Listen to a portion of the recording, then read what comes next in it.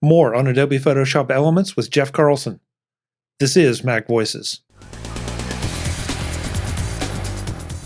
This edition of MacVoices is supported by our Patreon patrons.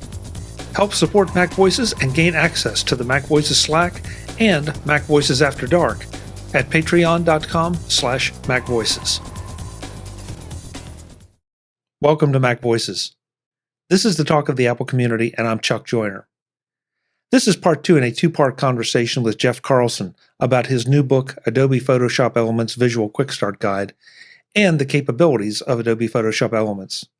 This time, Jeff focuses on some of the features that may not be necessarily built into the full version of Photoshop, but are geared more for those of us who don't want to spend hours toiling over our photos. We just want to improve them.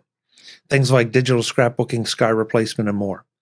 Before we get back to Jeff, though, I wanted to let you know that after the interview, Jeff was able to get us a discount code. So if you buy directly from PeachPit at peachpit.com/VQS, Visual Quickstart Guide, so that's peachpit.com/VQS, and use the code VQS at checkout, you can save 35% on Adobe Photoshop Elements Visual Quickstart Guide. So check it out, and I'll have links in the show notes. Now, let's go back and let Jeff do the talking. Yeah. Also, and this has been true for a long time, Photoshop Elements is also really geared toward people who do like digital scrapbooking. Like there's some people who they want to take different portions of 5, 10, 15 images and put them all into one image, or they want to make, a flyer for school. And so it has a lot of different, libraries of clip art images and things that just make things faster and easier to build those sorts of things.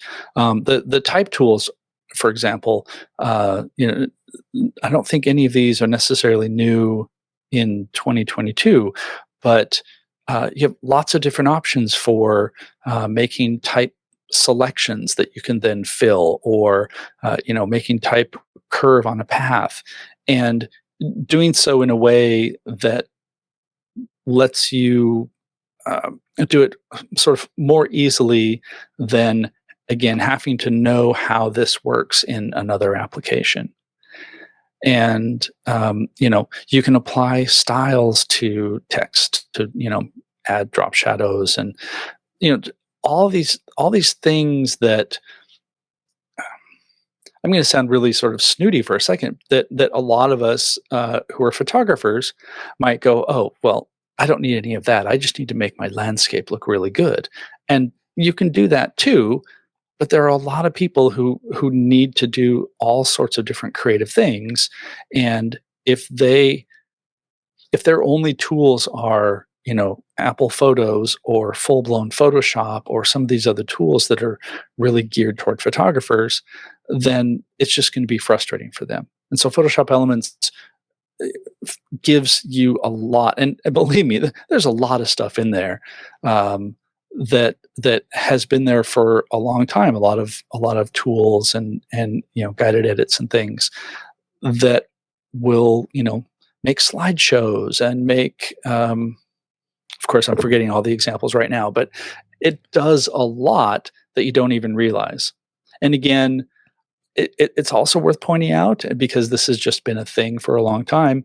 Photoshop Elements, I think, is I'm pretty sure it is the only Adobe app that you can just buy straight out.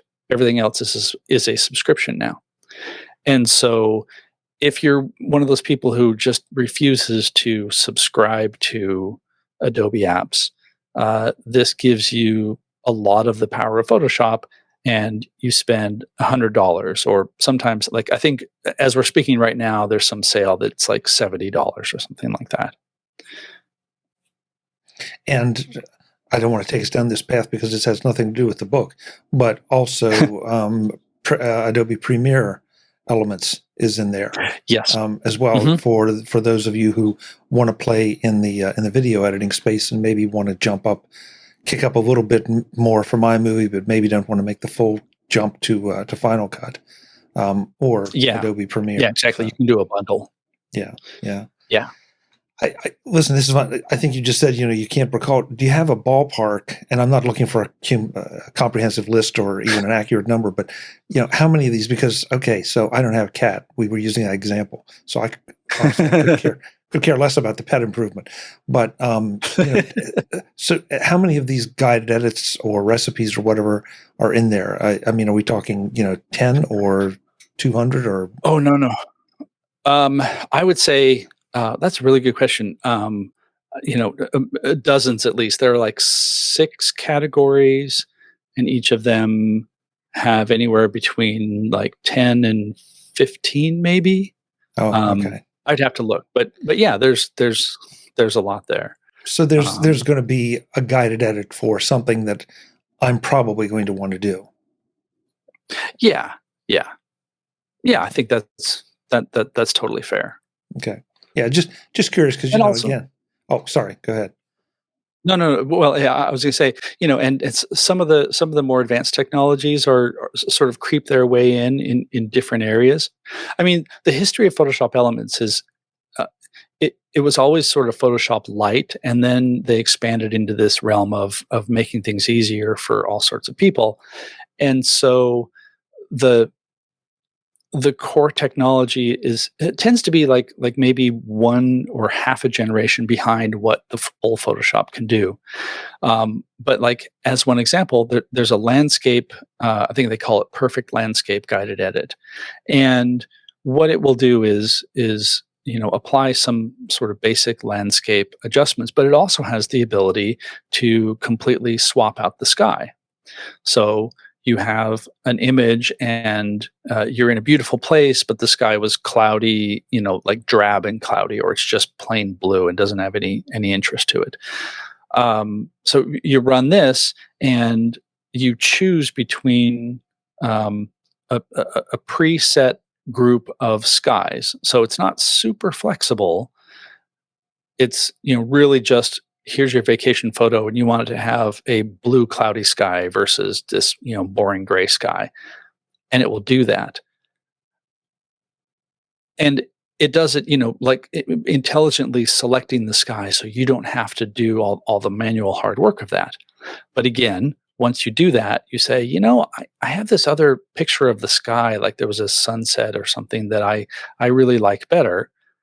When you go to the expert mode, you can see where the layers are, and then you just add your image in place of the sky that was replaced by the tool, and all the masking is done for you. Everything is set up, and you just drop it in. So it can do some of the more sophisticated things that a lot of other applications can do, just maybe not as straightforward as they do. I mean, like Luminar has this sky AI tool that lets you replace the sky, and it's pretty sophisticated. But how often is that going to come up if you're not, say, a real estate photographer, where you need to make sure the sky looks especially good for listings? So maybe if you can do that with your vacation photo that was just kind of blah in Photoshop Elements, then that's a better option. I mean, I like it. I like it because I know personal experience, and I don't think I'm alone, that I love to dig into some of these things and play with it, but it does suck up a huge amount of time, and I retain some of the knowledge that I gain until, but not completely. So I have to go back and relearn things. And the idea that, right. And if I really want to take a couple hours and work on on an image to make it look really great, that's fine. But most of us are just looking to say, hey, I'd like this to look a little better, or maybe a lot better than what it started out with. And it sounds like this is the perfect way to do it. Yeah. Yeah. Let's talk a little bit about the book and how you approach, documenting some of these and educating us as to some of these things, other than just saying, "Hey, run this guided edit." Yeah. So, well, this is the visual Quickstart guide format, which is interesting for a couple of reasons. One, it's been around for a long time. The curious history of this book is that I wrote this book for many years for Peach Pit Press, and updated the book. And the last time that it was out was in 2011. And then I think that was about this. Right around that time, Pearson, which owned Peach Pit, had some terrible financial year, and they laid off a bunch of people, and Peach Pit sort of evaporated. Now, Peach Pit still lives on in name, and so that book was done. But they still did some Peach Pit titles, one of which was the Photoshop Elements Classroom in a Book, which I did for several years. And then last year, the previous year's sales weren't enough to justify that, so they decided not to do it. But they were reviving this visual Quickstart guide format, and they said, "Well, we want a Photoshop Elements book. Let's take yours and update it, for the modern version." And so the VQS guide is great because, first of all, it's a quick start. So the idea is we're not going to bog you down with a whole bunch of theory about why things happen. That's in there for sure, but it's not. You don't have to slog through 3 pages of describing how color works. And it's also really designed so that every page is its own thing, or maybe it'll take 2 or 3 pages to go over a feature, but you can flip through it really easily, find the thing that you want to do. It has lots and lots of screenshots. Everything is in full color, and what they've done with the VQS format now is when you buy the book, and you can get it either as an ebook or a print book, you then also get access to a web version of it. So let's say you don't have the book with you, or you went to someone's house for the holidays and you want to edit some of the photos that you took on holiday, but you can't remember how to do something. You can just log into your account at the Pearson website and bring up the book right there in the web. And then on top of that, I made 2 hours worth of video content that describes some of the features, either things in more detail, because there are some things that it's really good to see in a video format. You want to see how it works. I can describe what to do and show you a few pictures in the book, but every once in a while there's something that you just need to see, how to make selections and be able to watch that. And so there are 29 videos that you can access, ranging between 1 and I think the longest is maybe 7 or 8 minutes. Good bite-sized stuff that just walks you through all that. So whereas before the VQS was just this one little book that you would buy, now it's I want to say it's right around 300 pages. And then you also get this web version, and you also have the videos so that you can see how things work. And it's this whole modern package, really. I always love the e versions or online versions, whichever they are, because they're a lot easier to, like you say, carry around, access from wherever you happen to be, and it might even be good, especially if you have a 2-monitor setup. Instead of having to hold the book open or try to lay it over here, just open the ebook version on one monitor, and over here I've got the software, and so I can follow right along with it.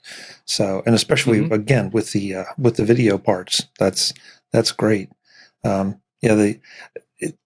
and more, I think the book publishers, software publishers, they're learning the benefits of having videos of what they do and how to do it. Because like we were saying earlier, it's one thing to say, take this tool and, here's the dodge tool, here's the burn tool, the what and the what, and what's the, what do they do? And exactly what's the difference? You can see it actually happen. And that's a huge thing. Yeah. And, it also reflects the realities of, the market is not full of people who want to just sit down on a Saturday night with a big thick book and learn about how to use an application. Like, that absolutely existed at one point, and now people really do just want to go and find the answer to their problem, or figure out how to do the thing that they know is possible, but they don't know how to do it. And of course, one outlet is to go to YouTube, and a lot of people do it, but you also don't exactly know what you're going to get. Are you going to get, somebody who either doesn't really know how to do it well, or it's just, a content farm thing where most of what you're going to be watching are ads, and like all that stuff that ends up wasting your time. Here, what you're going to get, and that it's designed to help you answer that question. How do I do this? Oh, here it is on page 130. I can take these steps and I can do this, and there's a little bit of description about why I would want to do this, and maybe I really want to see this in action. Oh, there's a video about how selections work and how I can do subject selection, and I can pull that up. That sort of thing. Today's edition of MacVoices is supported by our Patreon sponsors. Support MacVoices at any level and gain access to the MacVoices Slack, where you can interact with the MacVoices live crew, participate in our discussions, and get your questions answered. You also get access to MacVoices After Dark, the uncensored, unscripted, and always enjoyable discussions before and after the MacVoices live show. Sign up at patreon.com/MacVoices, and thanks for supporting MacVoices. You said a mouthful there about YouTube, because I've seen so many where, okay, I need to know the 3 key combination to do something, and what I get is a 10-minute video with somebody telling me the history of the keyboard before getting to that 3 key combination. And it's like, just would you please? If it's a 30-second video, fine, just put it up there. That's what I need. But there's so much fluff in so many of those videos that it just makes me crazy. So. Yeah, it's like the recipe websites. Well, I know what you want to do is to fix your photo so that everybody's looking at the camera. Let me tell you the history of photography. At one point, somebody, like, okay, I get it. You need to have your video needs to be 10 minutes or whatever it is in order to reach more people or hit the Google algorithm. I don't know. I just want an answer, please. Don't waste my time. And I think this whole thing is geared toward, this is not going to waste your time. You're going to find your answer here. You're going to look in the index, and there it is. And and if I can just be a little bit snooty for a second, this is a book that's been professionally written, professionally edited, professionally copy edited, and indexed. And believe me, and I say this with all the love in my heart, my excellent editor, Victor Govenda, drove me a little bit crazy, because he kept finding things that legitimately were things that I either overlooked, or he would say, all right, I don't know if the reader has been exposed to this yet. And, of course, when I'm trying to, complete a chapter late at night, and I'm like, oh, this absolutely competent professional guy is telling me I need to change something, and he's absolutely right. And that this has been vetted, and it's good. It's not just something that we threw up in order to have something to sell. So, if you're tired of the bad signal to noise ratio of YouTube videos, how's that for a segue? You want to go and that's great, perfect. Yeah, get Jeff's book, because this is high signal, low noise. You'll learn what you need to know, and maybe a couple other things along the way, but you won't get detailed lectures on the history of photography. So, Jeff, I assume this is available on Amazon, on the Pearson website, all the usual places. Yes, it is. Great. Hey, thank you so much for the time. You're going to force me to go back and take another good hard look at Photoshop Elements because there's some things that I would love to. I'd love to learn how to do better with my photos, but I'd also like to make sure that they can actually get done. And it sounds like this is the perfect marriage of those two things. Yeah, totally. Right quick, tell us where else folks can find you and what some of your other projects are that are ongoing with that they can access. Yeah. So the best place is to go to jeffcarlson.com. That's my website. You can also find me on Twitter and Instagram at Jeff Carlson. And what else am I working on right now? I've started writing a column for Popular Photography. For people who are watching, if you remember getting Popular Photography magazine, it sort of went away. The previous owners couldn't make it work, and it got bought by a new company that are resuscitating it as a website. So I'm writing a column called The Smarter Image that's all about AI and machine learning and how computational photography is changing everything about photography that we know right now. It's a really fascinating topic. And so I'm writing a column for them and a couple of articles, as they come up. What else? And working on projects that I can't talk about yet, but we will talk about when they're ready. Great. Hopefully you'll talk about them right here on MacVoices. Absolutely. Yes, definitely. I want to put in a plug. Jeff is being a little modest. I want to put in a plug for his podcast, Photocombobulate. Right. Yes. I just finished, Jeff, as we recorded this, I just finished listening to you and Mason talk about lenses. And I got to tell you, if you want to hear two friends geek out on photography, this is the place to go. Because I learned a lot just listening. Not everything is going to apply to me, but I've learned a number of things along the way, and it's well worth the time. So go and check it out. I'll make sure I have links in the show notes to all this stuff so you can get to it easily. But yeah, please keep that up, Jeff. That's a lot of fun.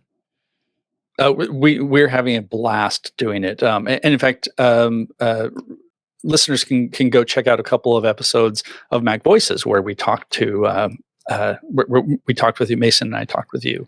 Yeah. Definitely check those out.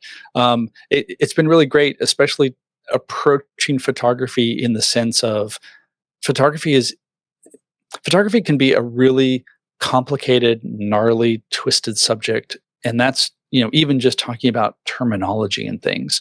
And so the goal of this podcast, in addition to Mason and I just having a lot of fun, is to untangle a lot of that stuff. Discombobulate it, photocombobulate it. And then I will also put in one more quick plug. I do two podcasts. The other one is PhotoActive, which I've done with Kirk McElern. And we're up to episode 114 now. And it's 30 minutes, has somewhat of a Mac focus to photography, but